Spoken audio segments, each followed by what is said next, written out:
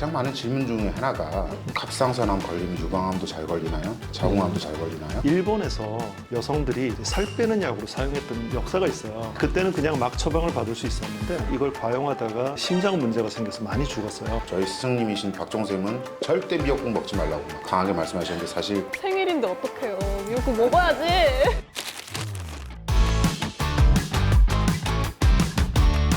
여러분 안녕하세요. 저희가 이제 프롤로그까지 합해서 벌써 3화를 달려오고 있는데요. 갑상선 바로 알기라는 제목으로 시작을 했고 프롤로그 때는 암에 대한 전반적인 설명, 저번 시간에는 갑상선에 대해서 알아보는 시간을 가졌는데요. 오늘은 갑상선 기능 저하에 대해서 알아보도록 하겠습니다. 오늘도 갑상선 브로스의 빅브라더 장항석 교수님을 모셨습니다. 안녕하세요. 영브라더 장호진 교수님을 모셨습니다. 잘 지내셨나요? 그냥 바쁘게 수술하고 환자 보고 그러고 지냈습니다. 저번 시간에 체중 증가, 피로하고 이런 거는 크게 상관이 없다는 말씀을 해주셨었잖아요. 다이어터 분들이 섭섭했을 것 같아요. 핑계댈 게 있었는데 없어져서.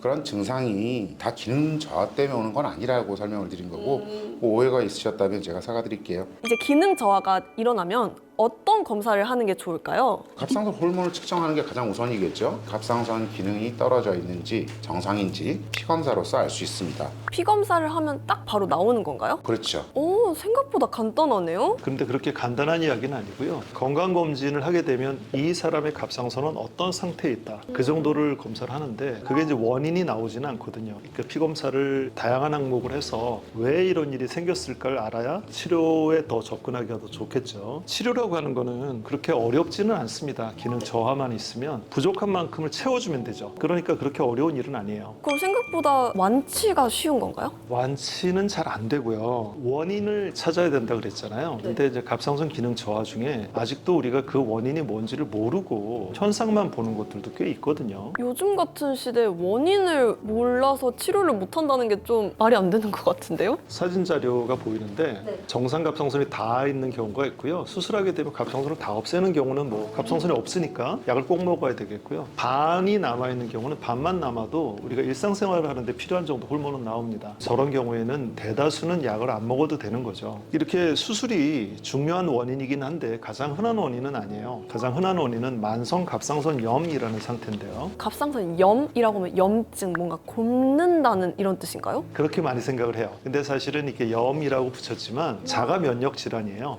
자기 몸에서 왠지 모르지만 갑상선을 계속 공격해서 파괴하는 항체가 계속 생겨나는 거예요. 저희 이거 들어본 것 같아요.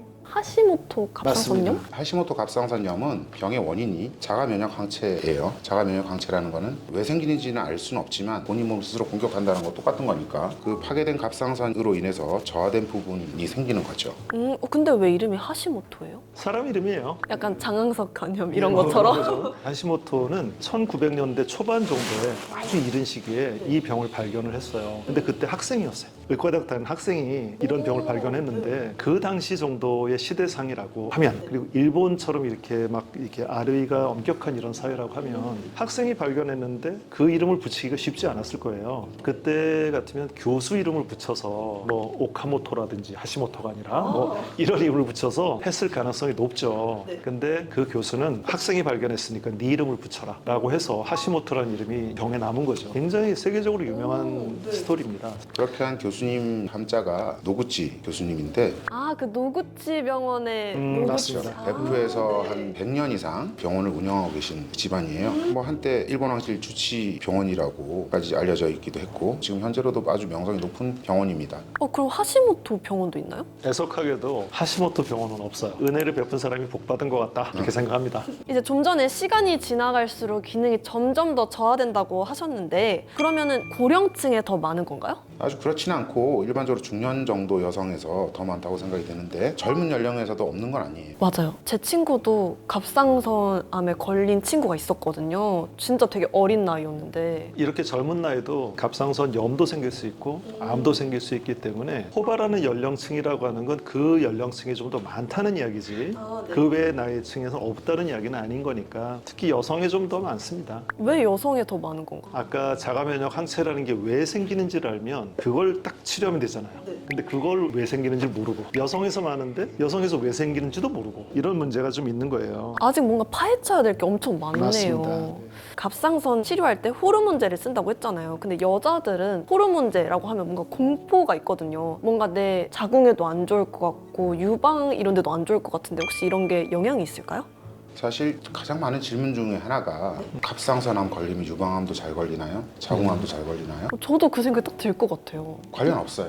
호르몬 자체가 틀립니다. 갑상선 호르몬이 다른 호르몬하고 전혀 다른 계열의 호르몬이라고 생각하시면 되고 지금 사용하고 있는 우리 갑상선 호르몬제는 우리 몸에서 나오는 갑상선 호르몬이나 똑같은 성분이라고 생각하시면 돼요. 먹어도 안전하다는 걸 말씀드리고 싶군요. 여러분들 안전하다고 하니까 걱정하지 마세요. 여성 호르몬의 영향을 받는 기관들에 영향을 주진 않는데 갑상선 호르몬이 무조건 안전한 약은 아니에요. 갑상선 호르몬제는 기능이 좀 높으면 살이 빠진다고 했잖아요. 일본에서 여성들이 이제 살 빼는 약으로 사용했던 역사가 있어요. 그때는 그냥 막 처방을 받을 수 있었는데 이걸 과용하다가 심장 문제가 생겨서 많이 죽었어요. 그러면서 이 약은 절대로 처방 전에 없이는 받을 수 없는 약이 돼버렸어요. 그러니까 적절하게 사용했을 때 안전하다. 이 정도로 생각하시면 되겠습니다. 뭐든 과하면 안 좋은 것 같아요. 그렇습니다. 그러니까 저희가 저번에도 얘기를 했잖아요. 요오드를 많이 먹는 나라여서 요오드를 안 먹어도 된다고. 그래서 해초를 안 먹어도 된다고 했는데 저는 계속 뭔가 미역을 많이 먹고 다시마를 많이 먹으면 좋아질 것 같은 기분이 들어요. 그 호르몬제도 요오드가 들어있다고 하니까 자꾸 그 생각이 들거든요. 그렇게 생각이 쉬우신데 하시모토 갑상선염뿐만 아니라 임파구성 갑상선염도 있을 수 있고 여러 갑상선염이 그냥 단순 갑상선염도 있을 수 있고 이러한 경우는 요오드라는 게 과하면 결국 갑상선염을 유발해요.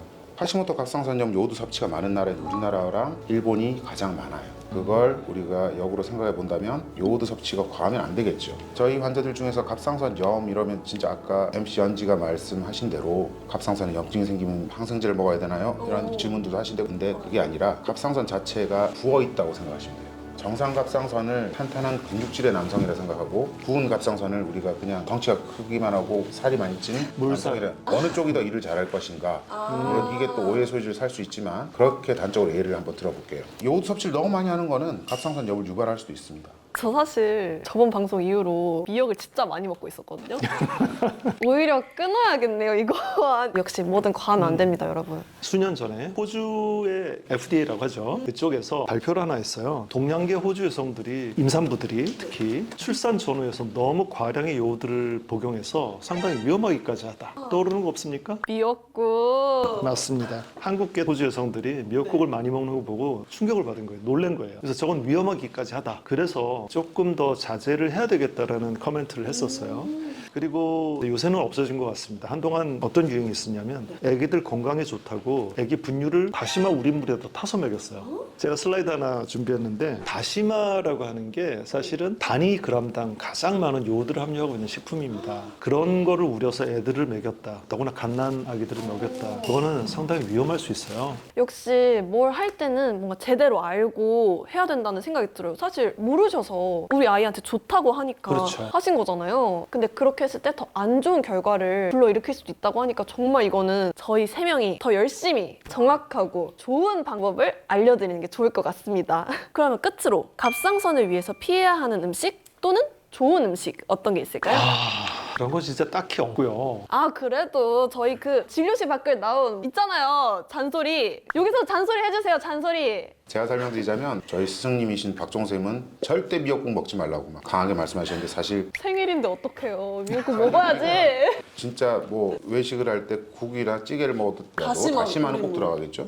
피할 수가 없어요 우리나라에서는. 그래서 이 갑상선염이나 이런 게 유발이 되고 뭐 하다면 제가 요즘 주목하고 있는 거는 셀레늄이라는 건 피 안에 들고 있는 프리티포라는 갑상선 호르몬을 타겟팅 시켜줄 수 있는 T3로 바꿔주는 거예요. 갑상선염을 좀 완화시켜주는 효과가 있어요. 물론 이건 저희 기관에서 곧 연구가 들어갈 겁니다. 그리고 글루타치온이라는 건 갑상선 내 셀레늄이 잘 흡수가 되도록 만들어주는 거기 때문에 저는 항상 두 가지를 추천을 드려요. 그럼 셀레늄이 들어간 음식이 따로 있는 건가요? 아니면 그 영양제 같은 걸로? 영양제로 저희는 보통 드시라고 하는데 셀레늄을 복용한 군에서 갑상선염 수치가 많이 떨어지고 있는 그걸 지금 확인할 수 있어서 이건 물론 연구로서 우리가 한 번 더 확인해 봐야 될 필요가 있어요.